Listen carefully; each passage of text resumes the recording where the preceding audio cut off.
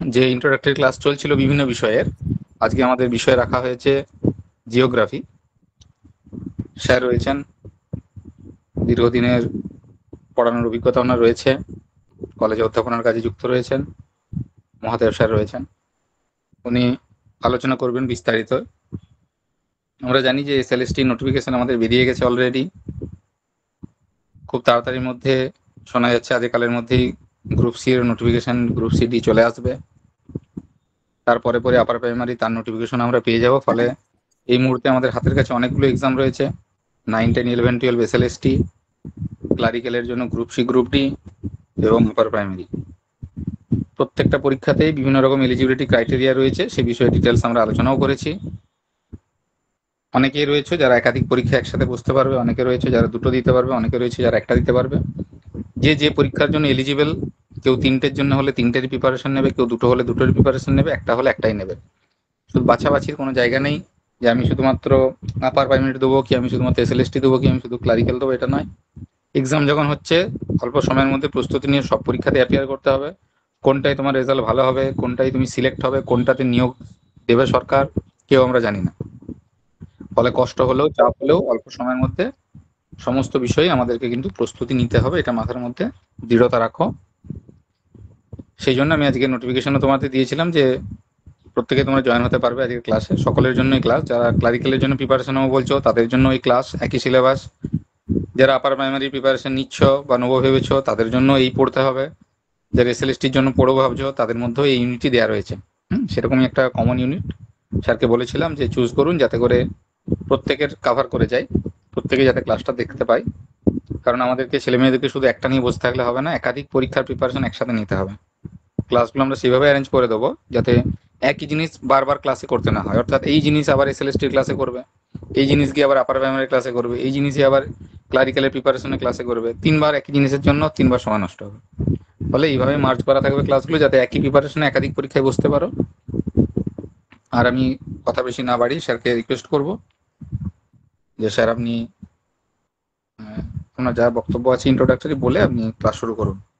এবং ক্লাসের শেষে অবশ্যই তোমাদের প্রশ্ন উত্তর কিন্তু থাকবেই। গতকালকেও ঠিক যেভাবে আমরা আলোচনা করেছিলাম আজকেও ক্লাসও ঠিক সেরকম থাকবে। ফলে মন দিয়ে ক্লাস শুনতে হবে, খাতায় নোট করতে হবে। ঠিক আছে স্যার? হ্যাঁ, দেখো তোমাদের শীঘ্রই এসএসসি নোটিফিকেশন বেরিয়েছে এবং শীঘ্রই বের হবে আপার প্রাইমারি। স্যার বললেন কথাগুলো, তোমরা শুনেছো সবকিছুই। তো দেখো কটা সিট আছে, কবে নোটিফিকেশন বের হবে, এই চিন্তা ভাবনা নিয়ে এখানে চলবে না। একটা যদি সিট থাকে সেই সিটটা তোমাদেরকে মনে রাখতে হবে, সেই সিটটা তোমার জন্যই, এটা খেয়াল করবে। পাঁচটা আছেন, 10টা আছেন, 1023টা, সেটা দেখলে চলবে না। 1023টা এই কারণে বললাম কারণ তোমাদের জিওগ্রাফিতে 1023টা সিট 9, 10-এ রয়েছে, ঠিক আছে। কিন্তু মহিলাদের জন্য আরেকটু বেশি রয়েছে, কারণ মহিলাদের জন্য আলাদা করে সিট একটা দেওয়া আছে। যাই হোক, সিটের সংখ্যা যাই হোক না কেন, তোমাদেরকে মাথায় রাখতে হবে যদি একটা সিট, সেই সিটটা হলো তোমার সিট, সেটি নিয়ে এগোতে হবে, ঠিক আছে। এবং তোমাদের খুব তাড়াতাড়ি তোমাদের বেরোবে গ্রুপ ডি, গ্রুপ সি এবং আপার প্রাইমারি, ঠিক আছে। তোমাদের আজ থেকেই প্রিপারেশন নিতে হবে, আজ থেকে বলতে এখন থেকেই প্রিপারেশন নিতে হবে। দেখো এই ভূগোল সাবজেক্টটা তোমরা এতদিন মুখস্থ করেছিলে বা পড়েছিলে, মুখস্থ করেছো, কিন্তু এটা মুখস্থ করার সাবজেক্ট নয়।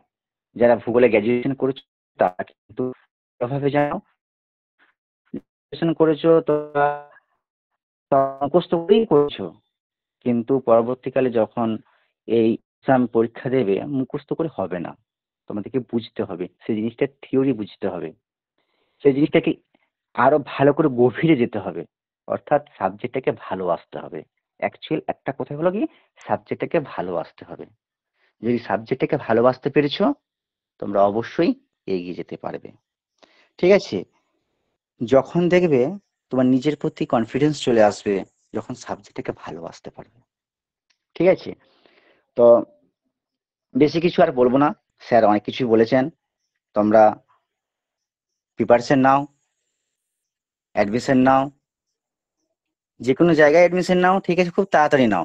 আর একটা কথাই বলবো যে এই সেন্টারে খুব মানে ইজিলি ভাবে শেখানো হয়ে থাকে, নোটপত্র দেওয়া হয় এবং ফিসটা অন্যান্য সেন্টার থেকে খুবই কম। এইটুকুই আমি বলবো, তোমরা দেখতে পারো যে অনেক সেন্টার আছে, দেখতে পারো সেই সেন্টার থেকে ফিসটা অনেকটাই কম এবং তোমাদের সুবিধা অসুবিধা সমস্ত কিছুই কিন্তু এখানে সলভ করা হয়। হোয়াটসঅ্যাপে কলের মাধ্যমেও সলভ করে দেওয়া হয়, ঠিক আছে। তোমাদের যাতে অসুবিধা না হয় সেদিক থেকে আমরা সবাই আছি, ঠিক আছে। বিশেষ করে অরবিন্দ বাবু, মানে আমাদের একটা কথাই আছে না, 24x7, ওই 24x7 স্যারকে তোমরা পেয়ে থাকবে, ঠিক আছে। তোমরা স্যারকে যারা পুরনো আছো স্টুডেন্ট তারা কিন্তু জানো যে স্যারকে অ্যাভেলেবেল পেয়েছো। নতুন যারা আছে তাদের জন্য বলছি যে স্যারকে অ্যাভেলেবেল পাবে, ঠিক আছে। অতএব তোমরা খুব তাড়াতাড়ি অ্যাডমিশন নাও, এটুকুই বলবো। দেখো, আজকে তোমাদের একটা আপার প্রাইমারি প্লাস এসএলএসটি দুটো নিয়েই একটা টপিককে আমি তুলে ধরছি, ঠিক আছে। সেটা হলো পৃথিবীর অভ্যন্তরের স্তর। অর্থাৎ যে আমাদের পৃথিবী যখন সৃষ্টি হয়েছিল সেই মুহূর্তে পৃথিবী কি রকম ছিল, পরবর্তীকালে কি রকম হয়েছে, এটা নিয়েই আজকে আলোচনা করব, ঠিক আছে।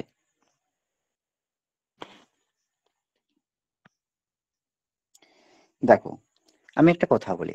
প্রথম পৃথিবী যখন সৃষ্টি হয়েছিল, তোমরা সবাই জানো পৃথিবীর সৃষ্টির সময় পৃথিবী একটা ছিল কি, জ্বলন্ত অগ্নিপিণ্ড, ঠিক আছে, জ্বলন্ত অগ্নিপিণ্ড।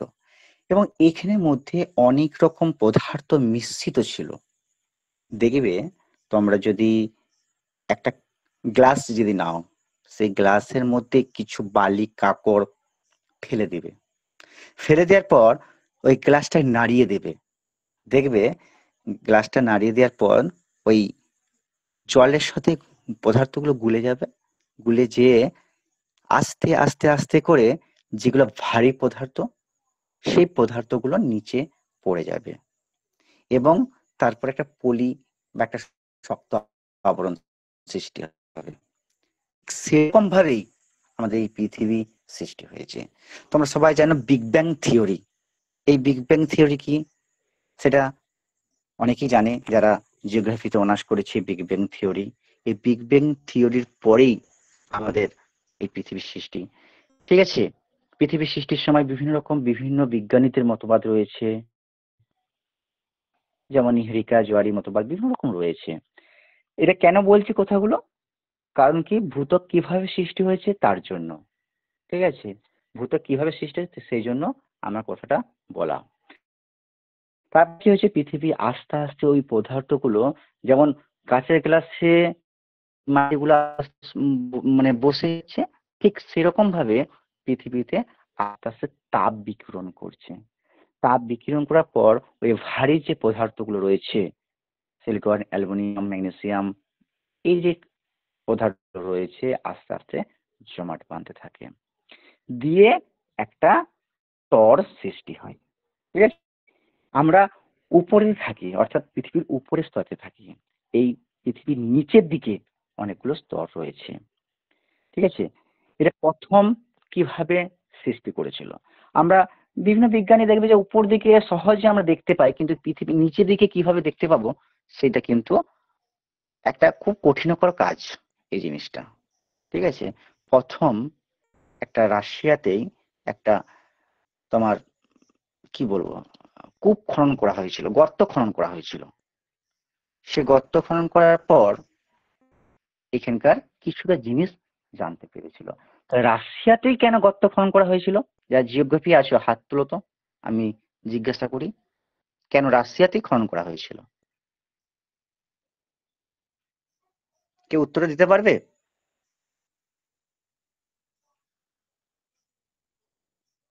স্যার শুনতে পাচ্ছেন স্যার কথাগুলো না? মেরু হ্যাঁ, প্রদেশের জন্য। হ্যাঁ ঠিক বলেছো, মেরু প্রদেশের জন্য কেন কি মেরু প্রদেশে কেন মেরু প্রদেশে করলে কি হবে আর নিরক্ষীয় অঞ্চলে করলে কি পার্থক্যটা হবে বলো, বলো উত্তর দাও, কে দিচ্ছিলে? স্যার মেরুটা হ্যাঁ বলো। স্যার হচ্ছে কি সেখানে স্যার একটু মানে অ্যাকচুয়ালি স্যার আমরা যে লেয়ার দেখতে চাই তো ওইখানে টেম্পারেচারটা মানে কম্পারেটিভলি কম মেরুর থেকে, মানে সেন্ট্রাল পয়েন্ট থেকে আর কি। দেখো মানে মেরু অঞ্চলে আমরা যে যদি পৃথিবীর আকৃতি দেখি, জিওর আকৃতি, তাহলে পৃথিবীর আকৃতি অনেকে বলা হয় একটা ডিম্বাকৃতি। তা ডিম যদি হয় তাহলে আমরা দু দিকটাতে কি দুধ হাটটাতে আমাদের একটু বড়, কেন্দ্রের দিকে যদি যায় দুধ হাটটা কিন্তু বড়, আর পাশে দুধ হাটটা বড়, আর সামনে যে হাটটা রয়েছে সেই হাটটা কি যে তুলনামূলকভাবে একটুকু ছোট। তাহলে ওই জায়গাতে যদি করা হয়, তাহলে মেরু অঞ্চলে যদি করা হয় তাহলে মানে কেন্দ্রের কাছাকাছি যাওয়ার সম্ভাবনা থাকে। এই জন্যই কিন্তু বিজ্ঞানীরা মনে করে ওটা মানে ওই মাথা থেকে ওটা করা হয়েছিল। ঠিক আছে, এরপরে আসছি ভূত্বক। দেখো ভূত্বক একটি সবচেয়ে বাহিরের অংশ, ঠিক আছে, সবচেয়ে বাহিরের অংশ হলো ভূত্বক। এটি কি কি উপাদান দিয়ে তৈরি? সিলিকা এবং অ্যালুমিনিয়াম, অর্থাৎ একে সিয়াল বলা হয়ে থাকে। ঠিক আছে, সিয়াল কেন বলা হয়? এসআই, এসআই, এসআইটা কি? সিলিকন। ঠিক আছে, সিলিকন, এসআই সিলিকন, আর অ্যালুমিনিয়াম এল, এসআই থেকে সিলিকন, এ এল থেকে অ্যালুমিনিয়াম, এই দুটো নিয়ে তৈরি হয়েছে এই উপাদান। ঠিক আছে, আরো রয়েছে উপাদান। ঠিক আছে, কি কি উপাদান রয়েছে? সিলিকন, অ্যালুমিনিয়াম ছাড়াও রয়েছে পটাশিয়াম, সোডিয়াম, পটাশিয়াম, সোডিয়াম। কিন্তু আমরা এটাকে সিলিকন এবং অ্যালুমিনিয়াম বেশি থাকার জন্য এটাকে আমরা নাম দিয়েছি কি? শিয়াল। ঠিক আছে, এসআই প্লাস এল, এটাকে এই জন্যই নাম দেওয়া হয়েছে শিয়াল। ঠিক আছে, তাহলে ভূত্বক কাকে বলে? পৃথিবীর সবচেয়ে শক্ত, কঠিন এবং নরম পাতলা স্তরকে ভূত্বক বলবো। কি বললাম? পৃথিবীর সবচেয়ে উপরিভাগে শক্ত, কঠিন, নরম, হালকা এবং পাতলা স্তরকে আমরা কি বলবো? ভূত্বক বলবো। ঠিক আছে, এই ভূত্বকটা আমাদের দুটো উপাদান সবচেয়ে বেশি রয়েছে, সিলিকন, সিলিকন আর অ্যালুমিনিয়াম। ঠিক আছে, এছাড়াও তোমরা লিখে রাখো এছাড়াও কি কি উপাদানগুলি রয়েছে। একটা রয়েছে পটাশিয়াম, সোডিয়াম, ঠিক আছে, এগুলি রয়েছে। এরপর ভূত্বকের ভাগ, না পরপর বলে দিচ্ছি, তারপর আমরা একটু ডিটেলসে যাব। ভূত্বকের পর কে রয়েছে? গুরুমণ্ডল। তাহলে গুরুমণ্ডল আমাদের কোথায় অবস্থান করছে? ভূত্বকের নিচে এবং কেন্দ্রমণ্ডলের মাঝে। ভূত্বকের নিচে এবং কেন্দ্রমণ্ডলের মাঝে এটা অবস্থান করছে কে? গুরুমণ্ডল। ঠিক আছে, গুরুমণ্ডলে কি কি উপাদান রয়েছে তোমরা সবাই জানো? সিলিকন, ম্যাগনেসিয়াম, তারপরে আর কি রয়েছে? কে বলতে পারবে আর কি রয়েছে? নিকেল, লোহা। ঠিক আছে, এই জন্য এবং ক্রোফেসিমা, এই জন্য এর অনেকগুলো নামও আছে। কি কি নাম আছে? ক্রোফেসিমা বলা হয়ে থাকে, নিফেসিমা বলা হয়ে থাকে। দুটো স্তর, গুরুমণ্ডলের দুটো স্তর রয়েছে, একে ক্রোফেসিমা এবং নিফেসিমাও বলা হয়ে থাকে। তাহলে কি কি আছে? নিকেল রয়েছে, ফেরাস অক্সাইড রয়েছে, সিলিকন রয়েছে, ম্যাগনেসিয়াম রয়েছে, ঠিক আছে, এবং ক্রোমিয়াম রয়েছে, এগুলো কিন্তু রয়েছে। এরপরে কে আছে? কেন্দ্রমণ্ডল। কেন্দ্রমণ্ডলে কি? সবচেয়ে গভীরে, সবচেয়ে গভীরে যে রয়েছে, অর্থাৎ সবচেয়ে নিচের স্তরে রয়েছে কে? কেন্দ্রমণ্ডল। সবচেয়ে নিচের স্তরে রয়েছে কে? কেন্দ্রমণ্ডল। কেন্দ্রমণ্ডলে কি রয়েছে? কেন্দ্রমণ্ডলে রয়েছে তোমাদের কি কি উপাদান রয়েছে? লোহা, এবং নিকেল। ঠিক আছে, এই জন্য একে কি বলা হয়ে থাকে? নিফে। লোহা এবং নিকেল দ্বারা গঠিত বলে একে নিফে বলা হয়ে থাকে। ঠিক আছে, এরপরে আমরা ভূত্বক নিয়ে আলোচনা করব। কারো কোনো অসুবিধা আছে এইটুকু জায়গার মধ্যে?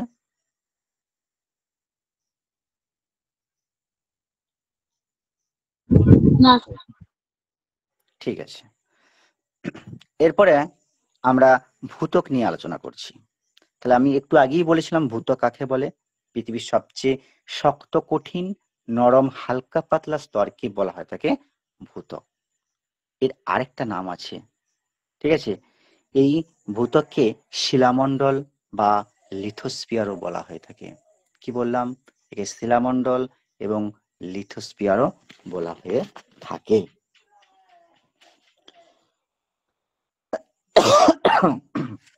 দেখো, এটা কোথায় অবস্থিত? অ্যাস্টোনোস্ফিয়ারের উপরে। তাহলে ভূত্বকটা কোথায় অবস্থিত?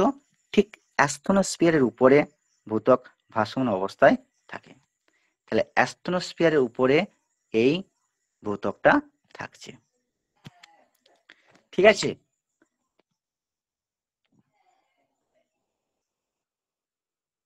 দেখো ভূত্বকের দুটি ভাগে ভাগ করা হয়ে থাকে। কি কি ভাগে ভাগ করা হয়ে থাকে? একটি হলো শিয়াল আর একটি হলো সীমা। তাহলে শিয়াল কাকে বলছে, সীমা কি? এই শিয়াল হলো কি মানে শিয়াল আর সীমা। তাহলে শিয়াল কাকে বলছে, সীমা কাকে বলছে? শিয়াল হলো মহাদেশীয় ভূত্বক আর সীমাটা হলো কি মহাসাগরীয় ভূত্বক। তাহলে মহাদেশীয় ভূত্বক কাকে বলছি? কে বলতে পারবে মহাদেশীয় ভূত্বকটা কি? দেখো, মহাদেশীয় ভূত্বকটা হলো যে ভূত্বকের কঠিন শিলার ঘনত্ব খুব কম, ঠিক আছে, এবং একটা উপরের স্তর রয়েছে। এটা কি বলবো আমরা? কি মহাদেশীয়।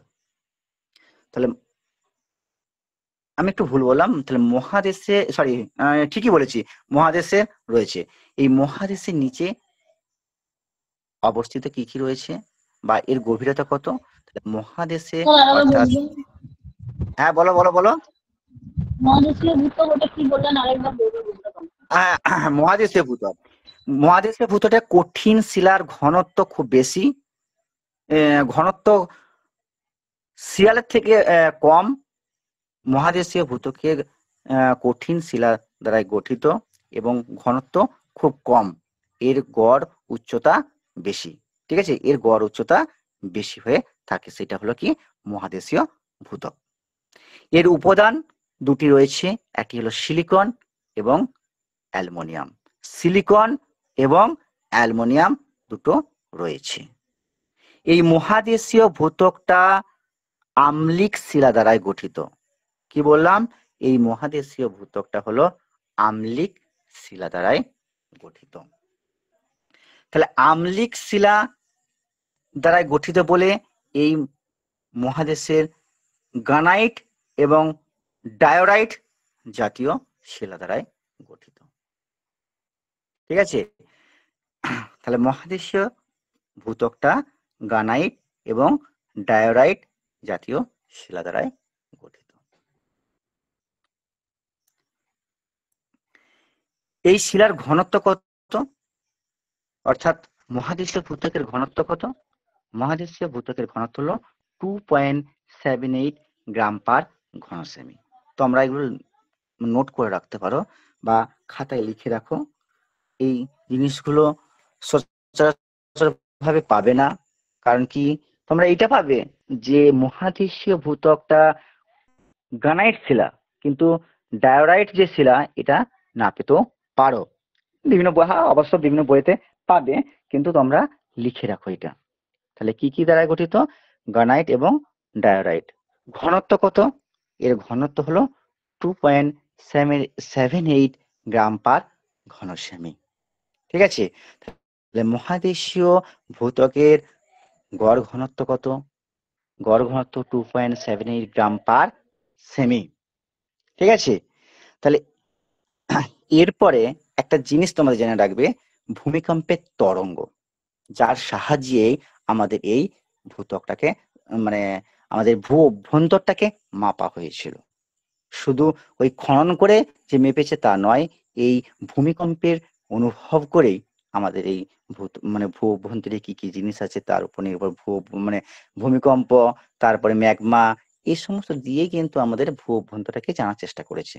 তাহলে এই মহাদেশীয় ভূত্বকে পি তরঙ্গটা প্রবাহিত হয়, যার গত থাকে, যার বেগ থাকে 1.5 কিমি পার সেকেন্ড থেকে বেড়ে 6.2 কিমি পার সেকেন্ড বেগে প্রভাবিত হয়।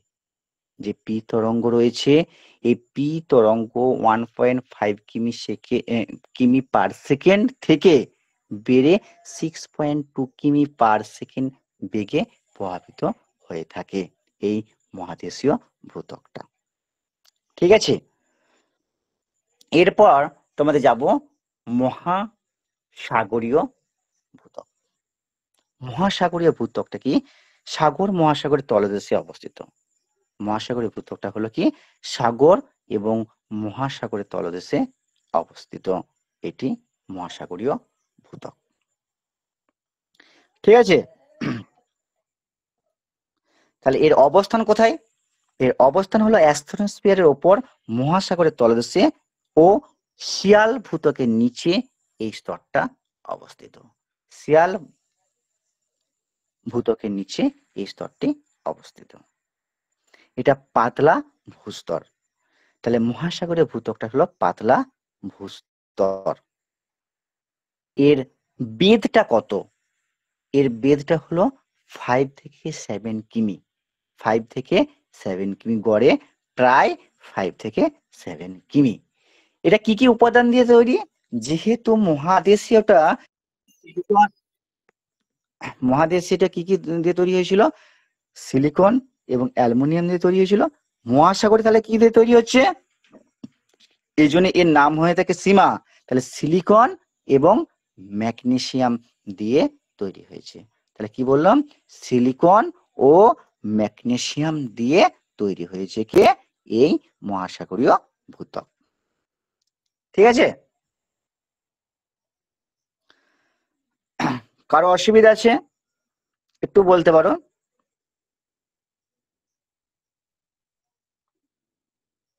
ঠিক আছে, নাও তাহলে এই সিলিকন এবং ম্যাগনেসিয়াম ছাড়াও আরো কিছু রয়েছে।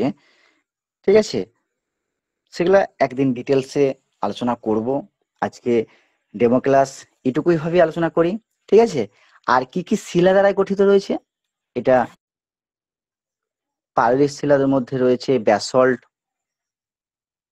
গ্রাভো, পেরিডোটাইট ইত্যাদি শিলা দ্বারাই গঠিত। ঠিক আছে, তাহলে কি কি বললাম? ব্যাসল্ট, গ্রাভো এবং পেরিডোটাইট শিলা দ্বারাই গঠিত। এই শিলাগুলিকে আমরা ক্ষারকীয় শিলা, অর্থাৎ এগুলা আগ্নেয় শিলা, পাললীয় শিলা নয়। আমি তখন বললাম পাললীয় শিলা না, এটা আমি ভুল বললাম, এটা পাললীয় শিলা অনুপস্থিত থাকে, কিন্তু এটা আগ্নেয় শিলা। ঠিক আছে, তাহলে আগ্নেয় শিলা কি কি রয়েছে? ব্যাসল্ট, গ্রাভো এবং পেরিডোটাইট একটা।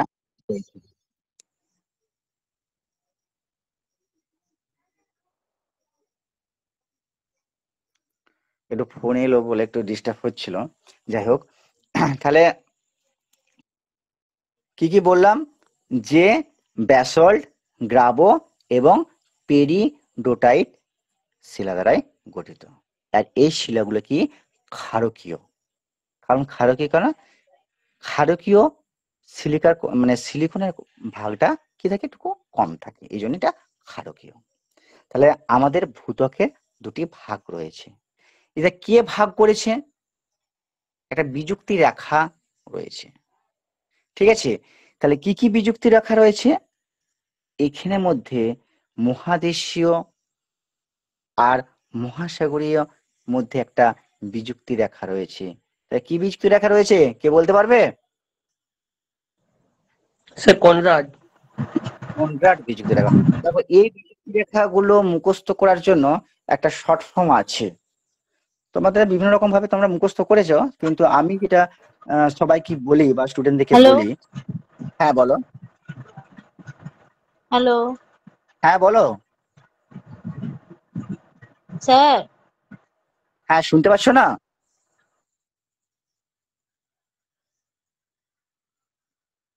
যাই হোক, দেখো আমি এটাই বলবো যে কোমরের গুলি। শুনতে পাচ্ছি না কিছু।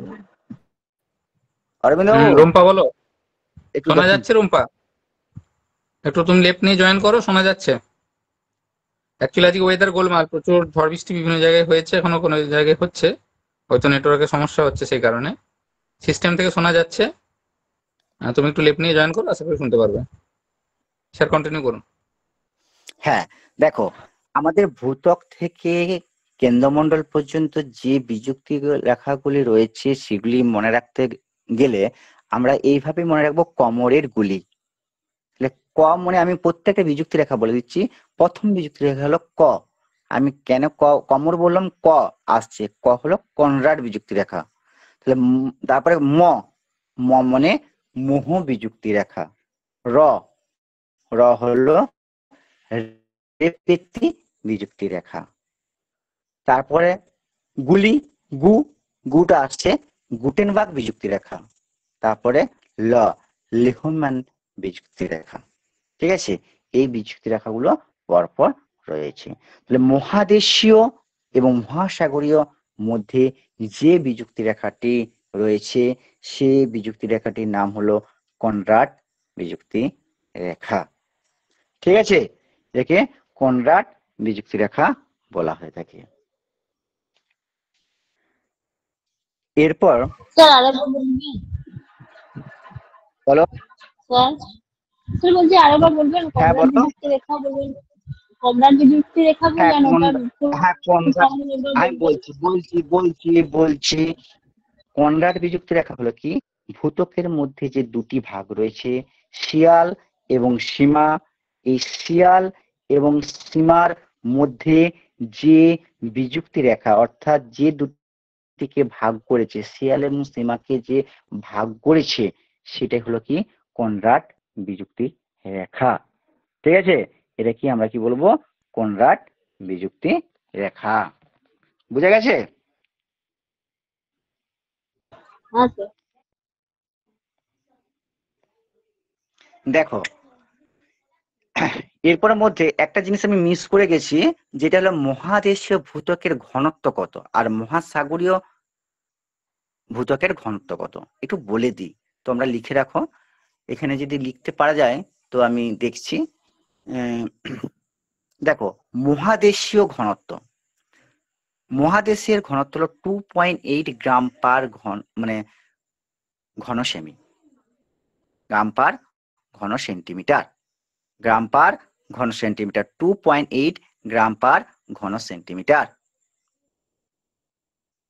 এটা হলো মহাদেশীয় ভূত্বকের ঘনত্ব। আর মহাসাগরীয় ঘনত্ব কত?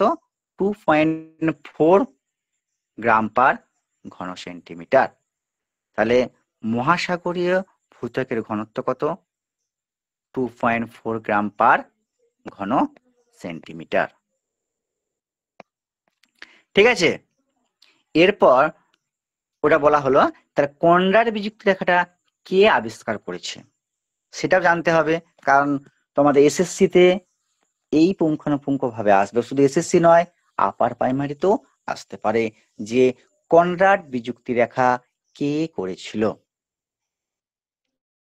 এবং কত সালে করেছিল, এর গভীরতাও কত, এরকম কোশ্চেন এমসিকিউ দিতে পারে। তাহলে কনরাড বিযুক্তি রেখা আবিষ্কার করেছিল ভিক্টর কনরাড। ভিক্টর কনরাড তোমরা লিখে রাখো। ঠিক আছে, কনরাড বিযুক্তি রেখাটা আবিষ্কার করেছিল ভিক্টর কনরাড। কি বললাম? স্যার ভিক্টর, নামটা একবার বলুন। Victor Conrad, Victor Conrad. Conrad বিযুক্তি রেখা তৈরি করেছিল ভিক্টর কনরাড সালে 1925 সালে ভিক্টর কনরাড প্রথম এটি আবিষ্কার করেছিল, যার গভীরতা 15 কিমি। যার গভীরতা হলো 15 কিমি। ঠিক আছে, ভূত্বকটা মোটামুটি ভাব আমি ক্লিয়ার করলাম। এর আরো আছে যে উষ্ণতা কত, একটু বলে দিচ্ছি। এর উষ্ণতা হলো 600 ডিগ্রি সেন্টিগ্রেড। আজকে আর কিছু ডিটেলস বলবো না ভূত্বকে। যখন তোমরা এসএসসি ক্লাস করবে সেদিন আরো ডিটেলসে যাব। তাই কি কি ডিটেলসে যাব স্যার, পয়েন্টগুলো শুধু আমি বলে দিই।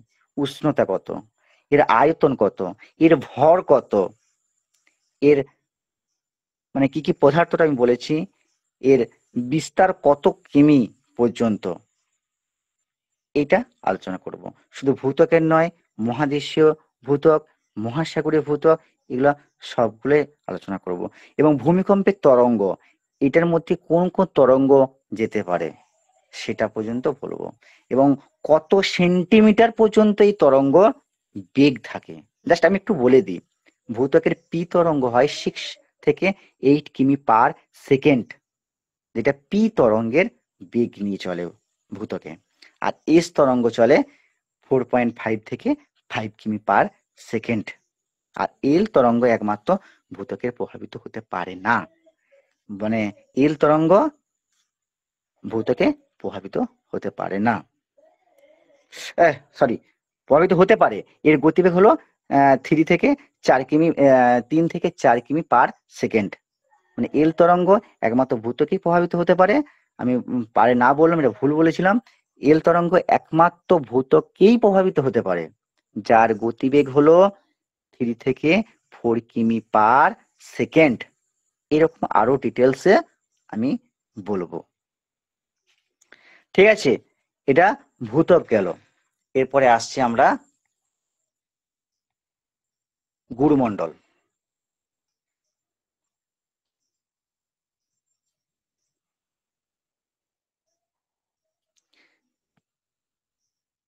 এরপরে আসছি আমরা কি, গুরুমণ্ডল। তাহলে গুরুমণ্ডল কি, কাকে বলে আমরা প্রথমে জানতে পারবো। গুরুমণ্ডলকে মেন্টাল বলা হয়ে থাকে, আগেই তোমাদের দিয়েছিলাম। গুরুমণ্ডল কি, কেন্দ্রমণ্ডল ও শিলামণ্ডলের মাঝখানে যে উষ্ণ ও শান্ত পদার্থ আছে, সেই ভর বিশিষ্ট স্তরকেই আমরা গুরুমণ্ডল বলবো। তাহলে গুরুমণ্ডল কাকে বলে, কেন্দ্রমণ্ডল ও শিলামণ্ডলের মাঝে যে উষ্ণ শান্ত পদার্থ রয়েছে তাকে আমরা গুরুমণ্ডল বলবো। ঠিক আছে, এই গুরুমণ্ডলকে আমরা দুটো ভাগে ভাগ করে থাকি, একটা ঊর্ধ্ব গুরুমণ্ডল, একটা নিম্ন গুরুমণ্ডল। ঠিক আছে, কি কি বললাম, একটা নিম্ন গুরুমণ্ডল। ঊর্ধ্ব গুরুমণ্ডলটা কত দূর পর্যন্ত, ঊর্ধ্ব গুরুমণ্ডল অনেক বইয়ে পাবে বহির্গুরুমণ্ডল, আর এটা হলো অন্তর্গুরুমণ্ডল। কি বললাম, অনেক বইতে পাবে বহির্গুরুমণ্ডল আর হলো অন্তর্গুরুমণ্ডল। ঠিক আছে,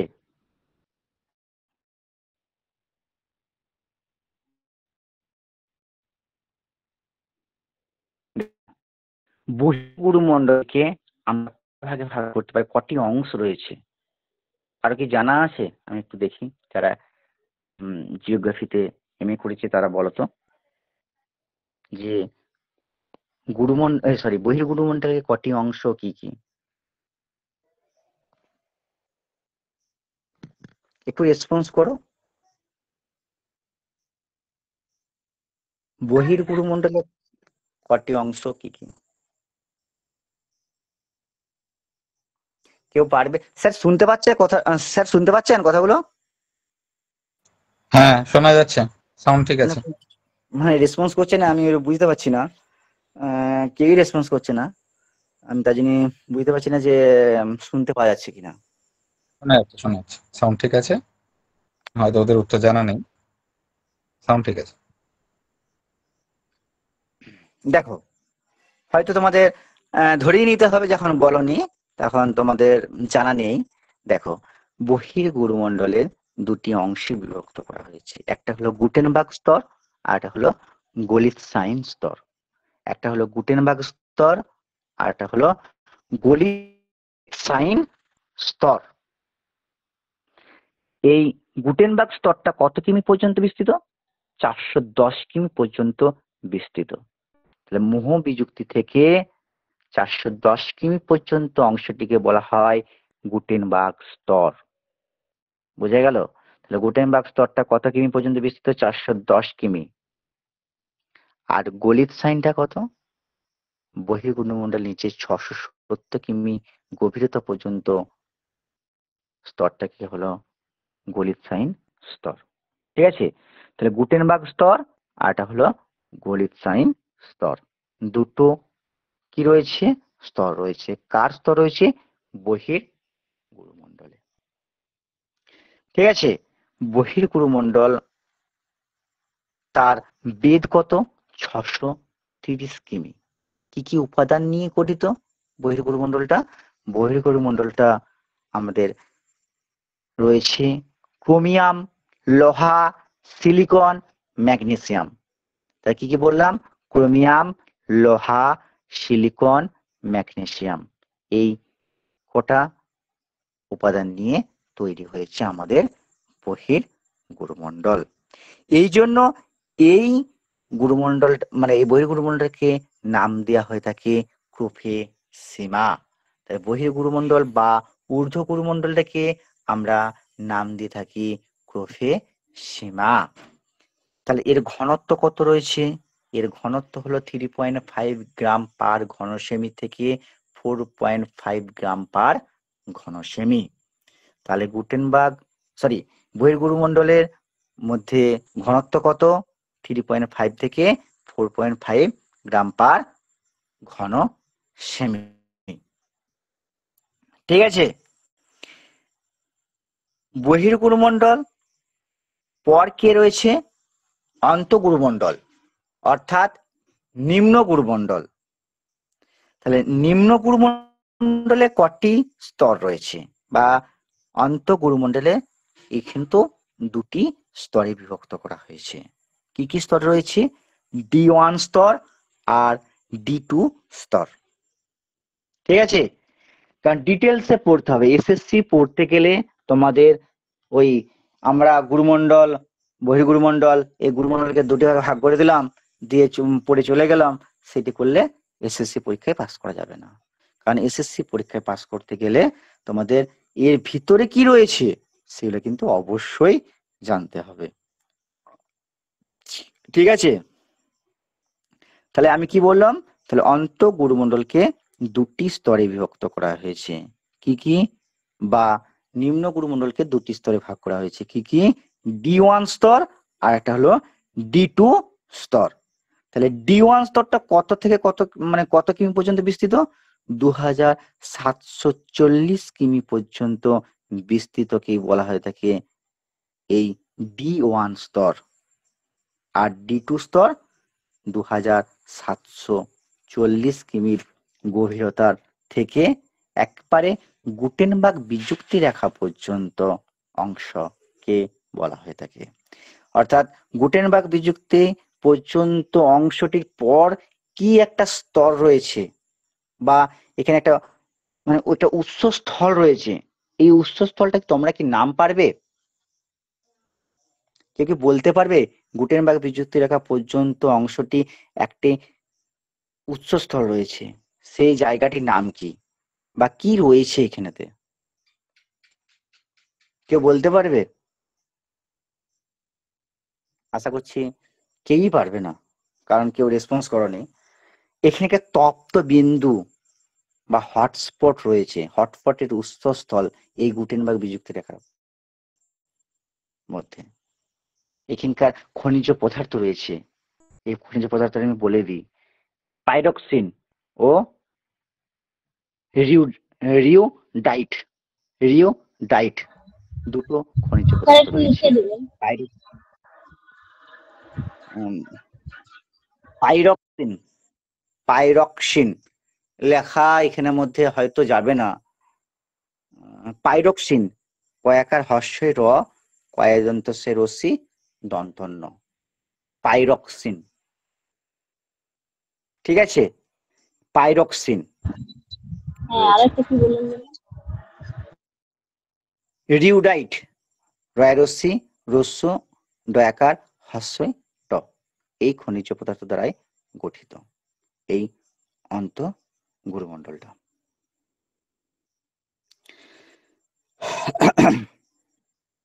ঠিক আছে, এই অন্তঃগুরুমণ্ডলে কি কি উপাদান দিয়ে তৈরি? এই অন্তঃগুরুমণ্ডলে হলো নিকেল, লোহা, সিলিকন এবং ম্যাগনেসিয়াম দ্বারাই তৈরি হয়ে থাকে।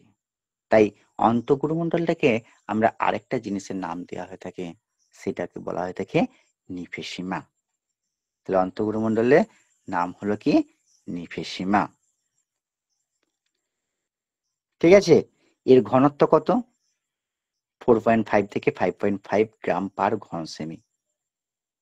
4.5 থেকে 5.5 গ্রাম ঘন সেমি। এটাই রয়েছে কার? অন্তঃগুরুমণ্ডলের বৈশিষ্ট্য, অন্তঃগুরুমণ্ডলের ঘনত্ব। তাহলে আমাদের বিযুক্তি রেখাটা আমি বলে দিই। ভূত্বক এবং গুরুমণ্ডলের মাঝে রয়েছে কি? মোহ বিযুক্তি রেখা। আর দুই মণ্ডলে অর্থাৎ গুরুমণ্ডল আর অন্তঃগুরুমণ্ডল বা ঊর্ধ্বগুরুমণ্ডল আর নিম্ন গুরুমণ্ডলের মাঝে রয়েছে রেপেত্তি বিযুক্তি রেখা। কি বললাম? রেপেত্তি বিযুক্তি রেখা। তাহলে এটা কারা কারা আবিষ্কার কি করেছে? বলেন আরেকবার বলুন স্যার। রেপেত্তি বিযুক্তি রেখা, রেপেত্তি বিযুক্তি রেখা। স্যার বিযুক্তি রেখাটা আরেকবার বলুন প্রথম থেকে। হ্যাঁ, আমি একটু বলে দিই। দেখো, ভূত্বক আর গুরুমণ্ডলে মাঝে রয়েছে মোহ বিযুক্তি রেখা। ভূত্বক আর গুরুমণ্ডলের মাঝে রয়েছে বিযুক্তি রেখা, আর বহির্গুরুমণ্ডল আর অন্তঃগুরুমণ্ডলের মাঝে রয়েছে গুটেনবার্গ বিযুক্তি রেখা। ঠিক আছে নাকি? আমি ঠিক বললাম না ভুল বললাম? বলো। ভূত্বক আর গুরুমণ্ডলের মাঝে মোহ বিযুক্তি রেখা। হ্যাঁ, ভূত্বক আর গুরুমণ্ডলের মাঝে রয়েছে মোহ বিযুক্তি রেখা। তাহলে আবার তারপর একটা বিযুক্তি রেখা বললাম, বহির্গুরুমণ্ডল আর অন্তঃগুরুমণ্ডল বা কেন্দ্র ঊর্ধ্বগুরুমণ্ডল আর ঊর্ধ্বগুরুমণ্ডল আর নিম্ন গুরুমণ্ডলের মাঝে রয়েছে। আমি একটা নাম বলেছি, সেটা কি ভুল বললাম না ঠিক বললাম? আমি নামটা বলেছি গুটেনবার্গ বিযুক্তি রেখা। এটা কি ঠিক? না, রেপেক্টি বিযুক্তি রেখা। রেপেত্তি বিযুক্তি রেখা। তাহলে আমি ওটা কি বললাম? ভুল বলেছিলাম, তাই তো? যাক, রেসপন্স করলে, তাই এটা জানো। আর যেগুলো জানেনি সেটা রেসপন্স করোনি। ঠিক আছে, তাহলে কি হলো? রেপেত্তি বিযুক্তি রেখা। তাহলে মোহ বিযুক্তি রেখাটা কে আবিষ্কার করেছিল? মোহরো ভিসিক, বিজ্ঞানী মোহরো ভিসিক। কবে আবিষ্কার করেছিল? 1909 খ্রিস্টাব্দে। আর রেপেত্তি বিযুক্তি রেখাটা কে আবিষ্কার করেছিল? রেপেত্তি বিযুক্তি রেখাটা তোমরা বলো কে আবিষ্কার করেছিল?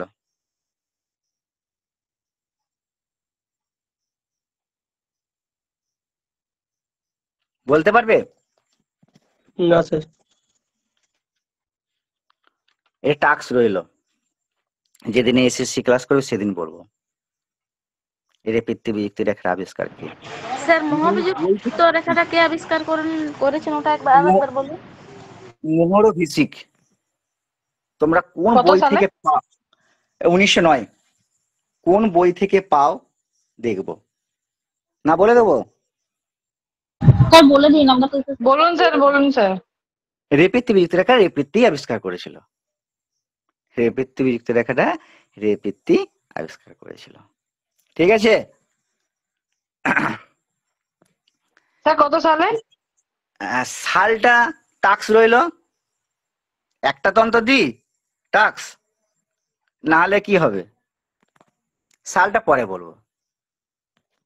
তোমাদের অনুরোধে একটা বললাম, এ সালটার বলছি না, বিভিন্ন মানে তোমরা বই ইয়ে করো, নাহলে পড়বে না তো। বই ইয়ে করো, বই করার মানে ঘাটো, ঘাটার পর দেখবে, তারপর যেদিন এসএসসি বা আপার প্রাইমারি ক্লাস নেব সেই দিন তোমাদের এই অবশ্যই সালটা বলবো, কত সাল রিপিটটি। আগে দেখি কি হয়। তারপর কেন্দ্রমণ্ডল। তাহলে পৃথিবীর সবচেয়ে নিচে স্তর হলো কেন্দ্রমণ্ডল। তাহলে পৃথিবীর সবচেয়ে পুরু, উষ্ণতম, অর্ধতরল ম্যাগমা দ্বারায় গঠিত স্তরটিকে বলা হয়ে থাকে কে? কেন্দ্রমণ্ডল। ঠিক আছে, তাহলে পৃথিবীর সবচেয়ে পুরু, উষ্ণ, অর্ধতরল ম্যাগমা দ্বারা গঠিত স্তরটিকে বলা হয়ে থাকে কেন্দ্রমণ্ডল। এই কেন্দ্রমণ্ডল কে আবিষ্কার করেছে, কার জানা আছে? না। এটি আবিষ্কার করেছিল ওল্ড হাম 1906 খ্রিস্টাব্দে। কেন্দ্রমণ্ডল আবিষ্কার হয় 1906 খ্রিস্টাব্দে ভূবিজ্ঞানী রিচার্ড ডিকসন ওল্ডহাম। বিজ্ঞানী রিচার্ড ডিকসন ওল্ডহাম 1906 খ্রিস্টাব্দে এটি আবিষ্কার করেন। ঠিক আছে, এটার কি কি উপাদান দিয়ে তৈরি? নিফে, নিকেল এবং লোহা দ্বারায় তৈরি। ঠিক আছে, এটাকে দুটো ভাগে ভাগ করা স্যার হয়, আরেকবার বলুন। লোহা আর নিকেল দ্বারাই তৈরি। লোহা আর নিকেল দ্বারাই তৈরি। এরপরে আছে, এটি দুটি ভাগে ভাগ করা হয়ে থাকে, একটি বহির কেন্দ্রমণ্ডল আর হলো অন্ত কেন্দ্রমণ্ডল। বহির কেন্দ্রমণ্ডল আর অন্ত কেন্দ্রমণ্ডল। এই বহির কেন্দ্রমণ্ডল এবং অন্তঃকেন্দ্রমণ্ডলের মাঝে একটা বিযুক্তি রেখা রয়েছে, সেই বিযুক্তি রেখাটি কি নাম? লিহোভেন। দেহমান। লেহম্যান বা লেমেন। কি বললাম? লেমেন বিযুক্তি রেখা। ঠিক আছে, লেমেন বিযুক্তি রেখা। এটি আবিষ্কার করেছিল অ্যাঙ্গে লেমেন। আবিষ্কার করেছিল অ্যাঙ্গে লেমেন। তার আগে একটা ওটা বলে দিয়েছি। তাহলে কি বললাম? বহির কেন্দ্রমণ্ডল আর অন্তঃকেন্দ্রমণ্ডলের মাঝে একটা বিযুক্তি রেখা রয়েছে, সেই বিযুক্তি রেখার নাম হলো লেমেন বিযুক্তি রেখা, যে আবিষ্কার করেছিল অ্যাঙ্গে লেমেন। বহির কেন্দ্রমণ্ডলে মানে বিস্তৃতি কতটা? 2900 কিমি থেকে 5100 কিমি পর্যন্ত। কত? 2900 থেকে 5100 কিমি পর্যন্ত। তাহলে বহির কেন্দ্রমণ্ডলটা অর্ধতরল ও শান্ত প্রকৃতির হয়ে থাকে। তাহলে এটা অর্ধতরল ও শান্ত প্রকৃতির হয়ে থাকে। কেন্দ্রমণ্ডলে কোন ভূমিকম্পের তরঙ্গ যেতে পারে না, কারো কি জানা আছে? জানা থাকলে বলতে পারো।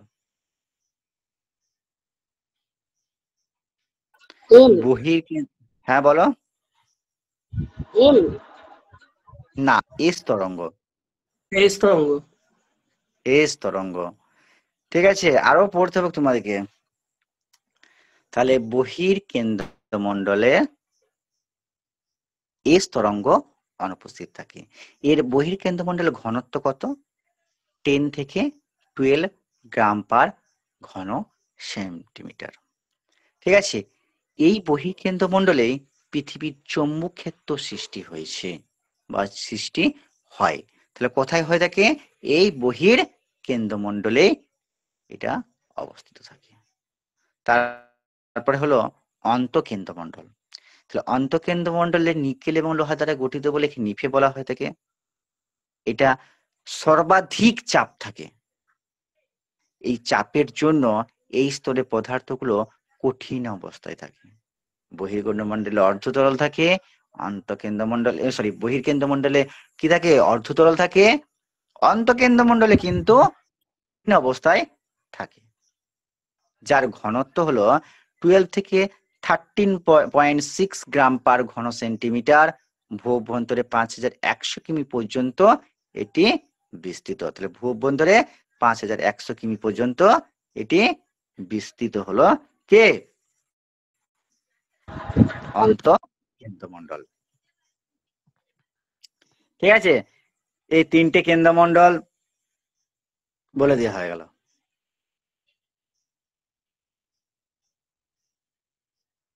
কারো অসুবিধা?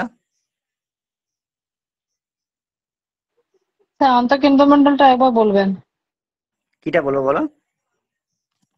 অন্তঃকেন্দ্রমণ্ডল, নিফেটা আরেকবার বলুন।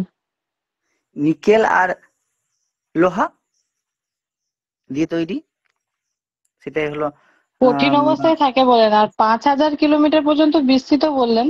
বই হ্যাঁ, কেন্দ্রমণ্ডলটা 2900 থেকে 5000 কিলো, মানে 5100 কিলোমিটার পর্যন্ত বিস্তৃত। কিন্তু হ্যাঁ, এবার এটা 5100 থেকে কত একদম গভীর অবধি ওটা কতটা? আমাদের ব্যাসার্ধ কত? 6370 কিমি। 6371 কিমি। 71। 6371 কিমি। তাহলে অতটা পর্যন্তই আমাদের বিস্তৃত। আচ্ছা, 5100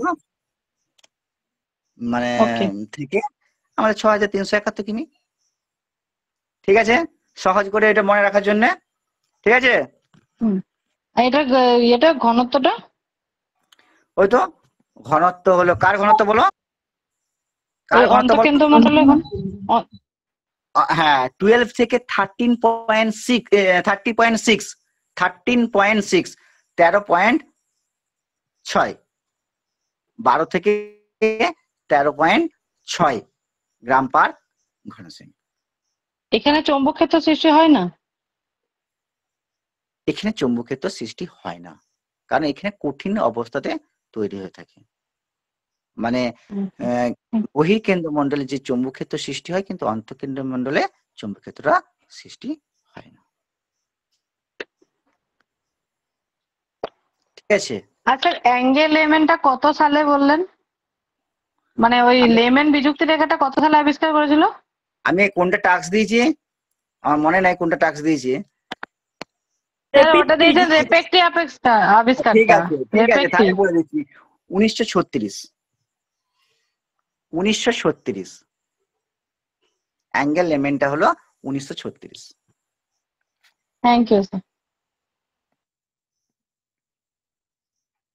দেখো এখানেতে তোমাদের একটা প্রশ্ন রয়েছে, পৃথিবীর সবচেয়ে বাহিরের স্তর কোনটি? ভূত্বক। সবচেয়ে পুরু স্তর কোনটি? গুরুমণ্ডল। তারপরে চৌম্বক ক্ষেত্র উৎপন্ন হয় কোন স্তরে? কোন স্তরে? বহিঃকেন্দ্রমণ্ডল। হ্যাঁ, বহিঃকেন্দ্রমণ্ডল। বহির্কেন্দ্রমণ্ডলে। দেখে দেখে বলছো? তারপরে হ্যাঁ, তারপরে সীমা বলতে কি বোঝায়? সিলিকন আর ম্যাগনেসিয়াম। আর শিয়াল বলতে কি বোঝায়? সিলিকন আর অ্যালুমিনিয়াম। ঠিক আছে, নিফে বলতে কি বোঝায়? নিকেল আর আয়রন। এফি সম্বন্ধে ফেরাস অক্সাইড আর কি, হ্যাঁ, অর্থাৎ আয়রন। যেটাকে বলা হয় লোহা বা আয়রন। ভূত্বকের মানে কত কোটি ভাগে বিভক্ত করে বা কতগুলি ভাগে ভাগ করা হয়েছে ভূত্বককে? দুটি ভাগে। কি? মহাসাগরীয়, মহাদেশীয়।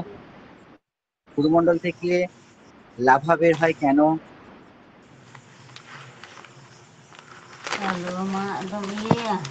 কারণ ম্যাগমা গলিত কোনো চলনশীল থাকার জন্য। ম্যাগমাটা গলিত কোনো চলনশীল থাকার জন্য। ঠিক আছে,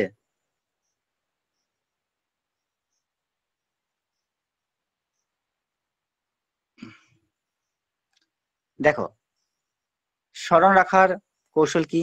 শিয়াল, সিলি আলু অর্থাৎ সিলি আলু অর্থাৎ সিলিকন এবং অ্যালুমিনিয়াম।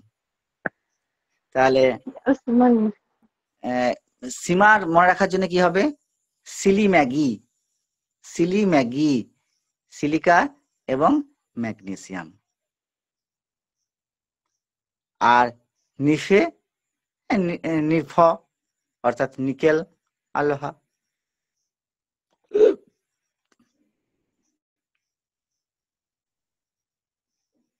দেখো বিযুক্তি রেখাগুলো একবার দেখে নাও। কিছুক্ষণ আগে যে বিযুক্তি রেখাগুলো বললাম, মোহ বিযুক্তি রেখা বা মোহরভিষিক বিযুক্তি রেখা ভূত্বক এবং গুরুমণ্ডলের মাঝে কোন স্তরকে আলাদা করেছে? ভূত্বক এবং গুরুমণ্ডলকে আলাদা করেছে। মূল বৈশিষ্ট্যগুলি কি কি? ভূত্বক শেষ হবে, গুরুমণ্ডল শুরু হবে। ঠিক আছে, ঘনত্ব এবং তরঙ্গের গতি পরিবর্তিত হয়। তারপরে কি আছে? রেপিত বিযুক্তি রেখা অবস্থান কোথায়? বলো, রেপিত বিযুক্তির অবস্থান কোথায়? রেসপন্স করো। ক্রোফেসিমা নিফেসিমার মাঝে। হ্যাঁ, দুই গুরুমণ্ডলের মাঝে। ঠিক আছে, গুটেনবার্গ বিযুক্তি রেখা যেটা হলো গুরুমণ্ডল ও বাহিরের কে কেন্দ্রমণ্ডলের মাঝে। ঠিক আছে, এর বৈশিষ্ট্য কি? তরঙ্গের গতি হ্রাস পায়, তরল বাহিরে কোর্স শুরু করে। অর্থাৎ বাহিরে কোর্স শুরু করে বলতে বাইরে কেন্দ্রমণ্ডল শুরু করে। লেমেন বিযুক্তি রেখা, পরেরটা আছে লেহম্যান বিযুক্তি রেখা বা লেমেন বিযুক্তি রেখা। দুই কেন্দ্রমণ্ডলের মাঝে এটি অবস্থান করেছে। এর বৈশিষ্ট্য কি? বাহিরের তরল কোর থেকে অভ্যন্তরীণ কঠিন করে রূপান্তরিত ঘটে। তারপরে দেখো মনে রাখার জন্য কি রয়েছে? মোহ, মাথার খুলি গুরুর কাছে যাও। মাথার খুলে খুলি লয়, খুলে গুরুর কাছে যাও। ঠিক আছে, ভূত্বক এবং গুরুমণ্ডল। তারপরে রেপেট্টি ক্লাস অর্থাৎ গুরুমণ্ডলে দুই স্তর। গুরুমণ্ডলে দুই স্তর। তারপরে আছে গুটেনবার্গ অর্থাৎ গুরুমণ্ডলের শেষ, কোরের শুরু। তারপরটা কি আছে? লেহম্যান বা লেমেন, লেমন কাটলো করে, লেমেন কাটলো করে বাহিরের ও ভিতরের কোরকে। ঠিক আছে,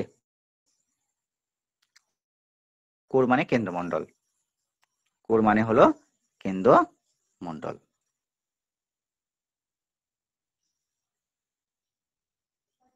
বলো পৃথিবীর সবচেয়ে, এবার আমি কিছু এমসিকিউ কোশ্চেন ধরছি। পৃথিবীর সবচেয়ে বাহিরের স্তর কোনটি? ভূত্বক। ভূত্বক। ঠিক আছে, কেন্দ্রমণ্ডলের প্রধান উপাদান কি কি? নিকেল আর লোহা। ঠিক আছে, অপশন বি। Option B. আচ্ছা স্যার, শুধু এরকম জিজ্ঞেস করলে হবে না, কারণ সবাই পার্টিসিপেট করছে কিনা আমরা বুঝতে পারছি না। তার জন্য যেটা করতে হবে, হাত তুলতে হবে। হাত তুলতে বলবো? হাত তুলতে হবে। হ্যাঁ একদম, হাত না তুললে বোঝা যাবে না যে কতজন জানে উত্তর। একজন উত্তর বলে দিচ্ছে, বাকিটা তো শুনে নিচ্ছে চুপচাপ। এবার যে হাত তুলবে না তাকে প্রশ্নটা করতে হবে। ঠিক আছে, বেশ, ওই দিকটা আমি সামলে নিচ্ছি, আপনি প্রশ্ন করুন, দেখি কে শুনলো না। ঠিক আছে, এটা সামলান তো আমি দেখছি। তারপরে গুরুমণ্ডলকে সীমা বলা হয় কারণ এতে বেশি কি থাকে? Silicon magnesium. এই উত্তর দেবে না, আমি নাম ডাকবো, বাই নেম কল করবো, যারা হাত তুলবে না তাদেরকে জিজ্ঞেস করবো। বৃষ্টি, বৃষ্টি বলো। সিলিকন ও ম্যাগনেসিয়াম। ঠিক বলেছে অপশন স্যার। বি। এটা কি আছে, গুরুমণ্ডলকে সীমা বলা হয় কেন? কোশ্চেনটা কি ঠিক আছে? কোশ্চেনটা এটা মধ্যে ভুল আছে। তাহলে সেই জিনিসটা তোমাদের কে বলবে? কোশ্চেনটা ভুল করেই তো করা হয়েছে, যে তোমরা না দেখে উত্তর দেবে।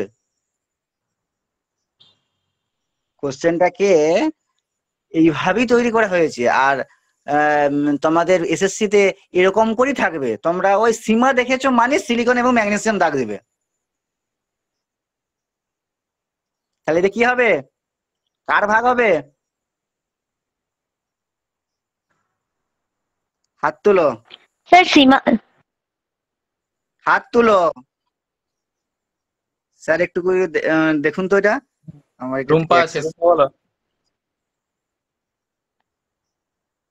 রুম্পা বলো।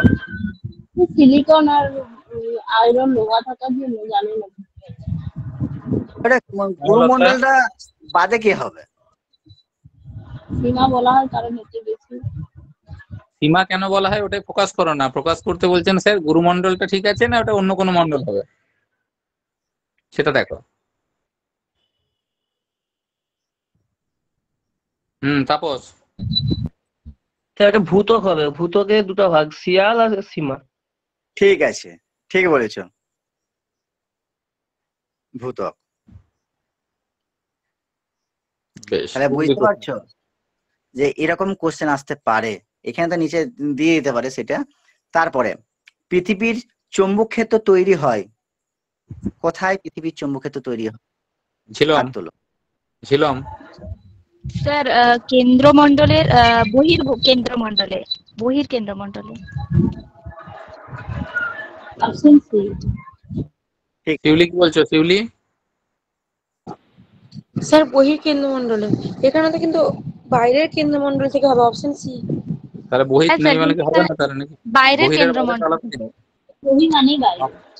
বহির মানে বাইরে, আচ্ছা আচ্ছা ঠিক আছে।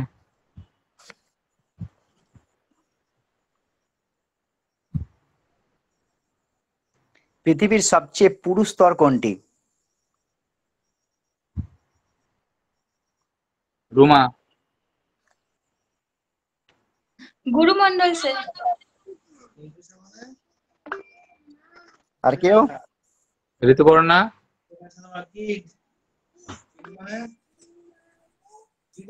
গুরুমণ্ডল। গুরুমণ্ডল। তারপর মহাসাগরে ভূত্বকের প্রধান শিলা? রিতা বলবে, Rita.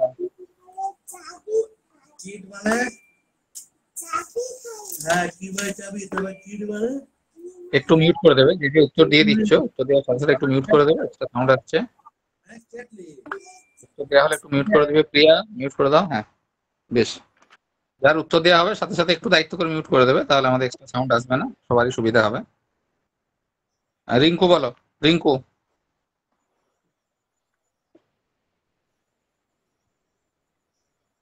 Sir silicon. Sir basalt. Silicon আসবে, ব্যাসল্ট শিলা। বুঝতে পারছি না।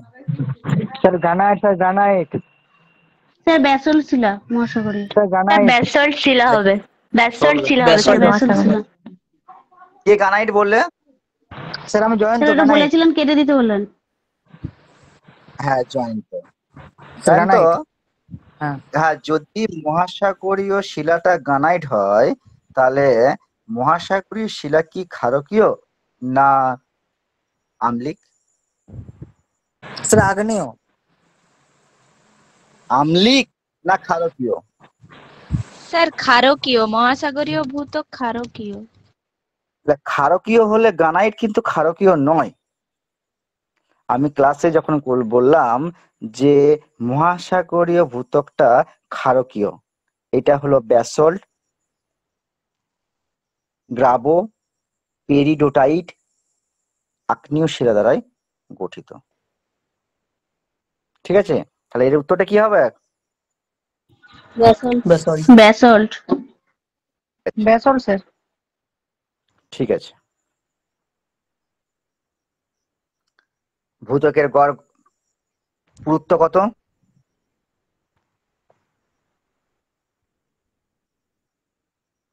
দিবাকর,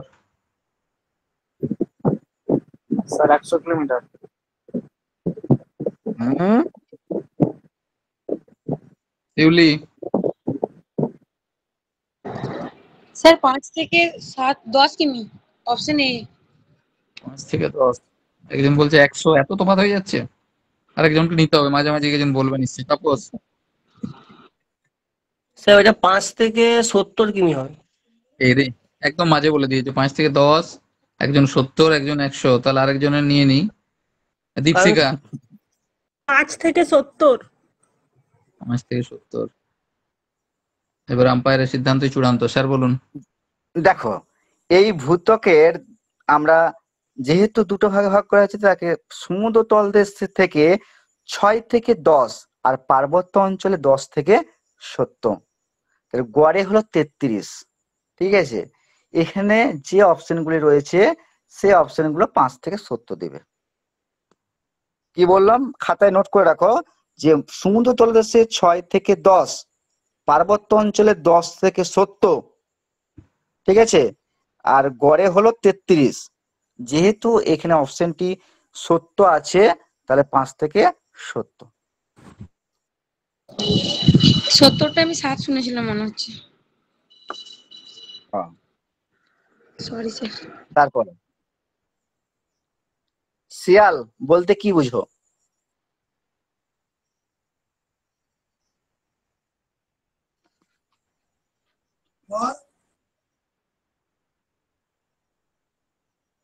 বলো Sumana. Sir option A. Option A. Binoy তো ভালো করে দেখো, বিটা হতে এটা পারে। হলো অ্যালুমিনিয়াম। ওটা তো সিলিকন না স্যার, অ্যালুমিনিয়াম। সিলিকন আর অ্যালুমিনিয়াম হবে স্যার, এই অপশন এরটা হবে। ঠিক আছে।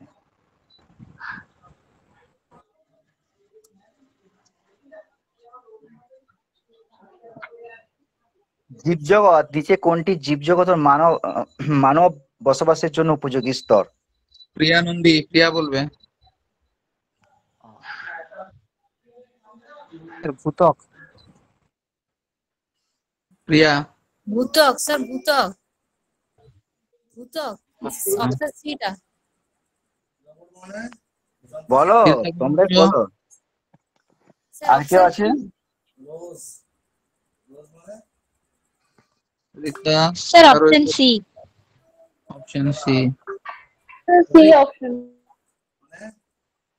Sir C? এখানে অপশন ডি হবে, কারণ ভূত্বকে ডি। আচ্ছা পায়েল কি বলছে সীমা দেখুন, অর্থাৎ পায়েল। মহাদেশীয় ভূত্বক, মহাদেশীয় ভূত্বকে আমাদের। আচ্ছা, ভূত্বক হবে তো। পায়েলের বক্তব্য একটু শুনে নিন। পায়েল রজক,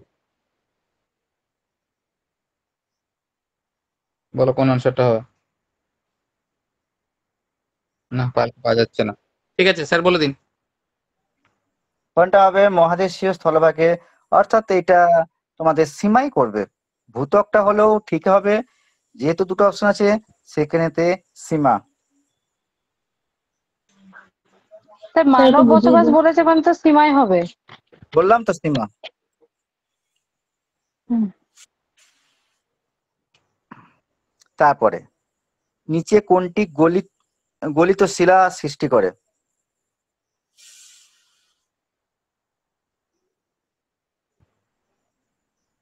সুমিত্রা, সুমিত্রা নন্দী মান্ডি, সুমিত্রা মান্ডি। স্যার কেন্দ্রমণ্ডল। আর কেউ? গুরুমণ্ডল হবে। ঠিক বলো তো কি হবে? গুরুমণ্ডল হবে। গুরুমণ্ডল হবে। স্যার গুরুমণ্ডল। গুরুমণ্ডল। তাহলে গুরুমণ্ডল হবে। বেশ। স্যার স্যার কোশ্চেন নাম্বার 9টা কি ভূত্বক হবে না? কোশ্চেন নাম্বার 9-এ ভূত্বকটা হবে, কিন্তু সীমা যেহেতু দেওয়া আছে না, সীমা হবে। মানে যে অপশনে সীমা থাকবে না তখন ভূত্বকটা তোমরা চিন্তা করতে পারো। সীমা তো স্যার অ্যাকচুয়ালি মহাসাগরীয় ভূত্বক, হ্যাঁ স্যার শিয়ালটা তো মহাসাগরের, মহাদেশীয় ভূত্বক, হ্যাঁ তাহলে স্যার শিয়াল তো দেওয়া থাকলে মানুষ তো শিয়ালটা হলো। মহাসাগরে থাকে না। হ্যাঁ স্যার ওটাই বলছিলাম, ওই কারণে হয়তো ভূতকটাই হবে নয়। দাঁড়া দাঁড়া দাঁড়া, হ্যাঁ হ্যাঁ হ্যাঁ হ্যাঁ, আমারই ভুল হলো, শিয়ালটা যদি থাকতো শিয়ালটা হতো, এটা ভূতক হবে, শিয়াল ভূতক হলে হবে হতো আমার না। একটু, হ্যাঁ হ্যাঁ শিয়ালটা হলে হতো, কারণ মহাদেশীয় শিয়াল ভূতক। মহাদেশীয় হতো। হ্যাঁ হ্যাঁ হ্যাঁ ঠিক বলেছো, ঠিক বলেছো এটা, কারণ এটা সীমা যেহেতু আছে, যেটা মহাসাগরীয়, মহাসাগরতে বসবাস করছে না, এটা শিয়ালটা হবে মহাদেশীয়, এটা ভূতক করবে, ভূতক করবে, ভূতক করবে, ঠিকই বলে। তারপরে মোহর ও ভিসিক বিযুক্তি রেখা কোন দুটি স্তরের মাঝে অবস্থিত?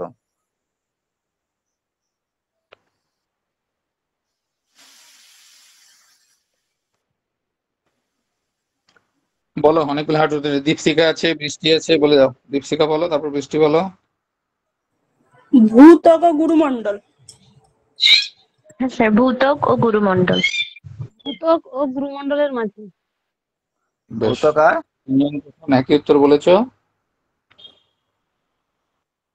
এখন আর কনফিউশন নেই। গুরুমণ্ডল ও বাইরের কোরের মাঝে। দেখুন স্যার এবারে কি হবে। কোনটা? মোহর বিযুক্তি রেখা ভূতক আর গুরুমণ্ডলে, ভূতক ও গুরুমণ্ডল, একদম শিওর, ভূতক আর গুরুমণ্ডল, এর কোনো দ্বিতীয় বিকল্প নেই, ঠিক আছে। তারপরে গুটেনবার্গ 12 বিযুক্তি নম্বর। রেখা নিচে কোন স্তরে রয়েছে?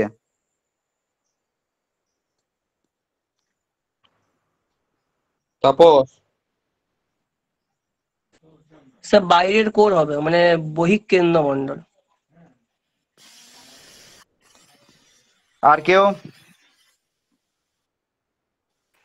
হ্যাঁ স্যার, বাইরের কোর। তাই হবে।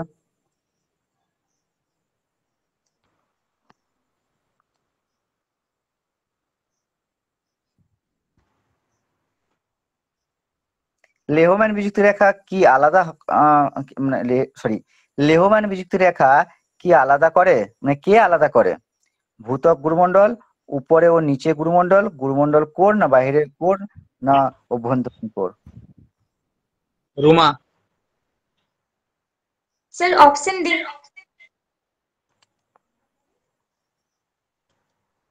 তাপস কি বলছো? আমি স্যার অপশন ডি, মানে বহিঃকেন্দ্রমণ্ডল আর অন্তঃকেন্দ্রমণ্ডল, বাইরের কোর। হেমলতা। স্যার ডি, বাইরের কোর ও অভ্যন্তরীণ কোর। তাহলে তাই হবে। তারপরে কোশ্চেন কি আছে, যে রেপেত্তি বিযুক্তি রেখা কোথায় অবস্থিত?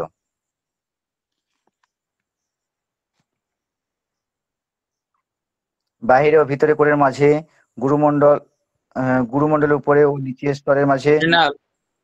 ভূতক ও গুরুমণ্ডলের মাঝে, ভূতক ও বাইরে কোরের মাঝে। মৃণাল বলো।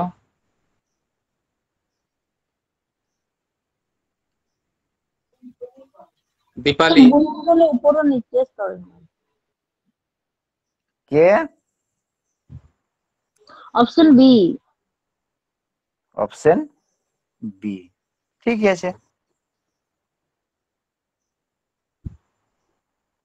ঠিক আছে, গুরুমণ্ডলের উপরে ও নিচের স্তরে। কার কার ক্লাস ভালো লাগলো একটু পরে রেসপন্স করবে স্যারকে, ঠিক আছে, স্যারকে রেসপন্স করবে। আর যাদের ক্লাস ভালো হয়েছে এবং অনেক তথ্য এখনো বাকি আছে, ভেবে নাওনি যে তথ্য সব শেষ হয়ে গেছে, তথ্য এখনো অনেক বাকি রয়েছে, যা তোমাদের পরবর্তী ক্লাসে, এসএসসি বা আপার প্রাইমারি ক্লাসে সেগুলো ডিটেলসে আলোচনা করব, ঠিক আছে। আজকে স্যার সমস্যা একটু হয়েছে বলতে, বলো বলো বলো। স্যার স্যার লাস্টের কোশ্চেনটা আরেকবারটি শো করুন না।